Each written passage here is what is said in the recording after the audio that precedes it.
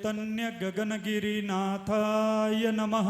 ओम चैतन्य गगनगिरीनाथाय नमः। ओम चैतन्य गगनगिरीनाथाय नमः।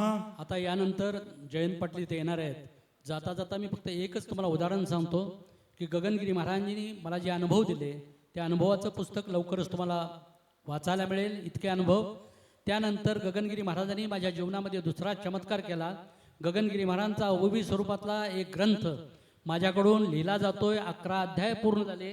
दिलीप शिंदे साहेब, किती होणार आहे मला माहीत नाही. अशी जिनी परवा सांगितलं, वेळ घालवू नका, जोपर्यंत सुचवतात तोपर्यंत लिहित राहा. हे सांगण्याचं कारण सुद्धा इतकंच, आज ही 20व्या शतकातले शहाणे आणि 21व्या शतकातले अतिशहाणे म्हणतात की ज्ञानेश्वरांनी रेड्याच्या मुखातून वेद वदवला असेल का? त्यांना माझंच उदाहरण कुणी द्या.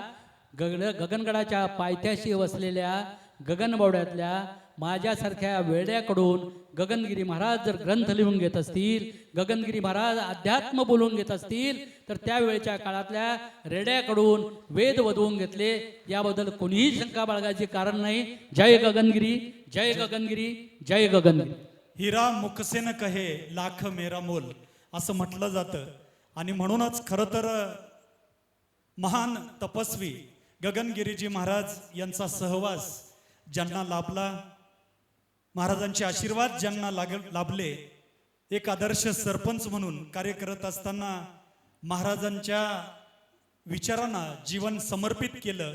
गरिबीची कवच कुंडल भेदून नंदकुमारजी पवार साहेब यांनी आपलं जीवन, संपूर्ण जीवन महाराजांच्या सेवेसाठी दिलं. आणि आज अतिशय सुंदर असं व्याख्यान त्यांचं झालं.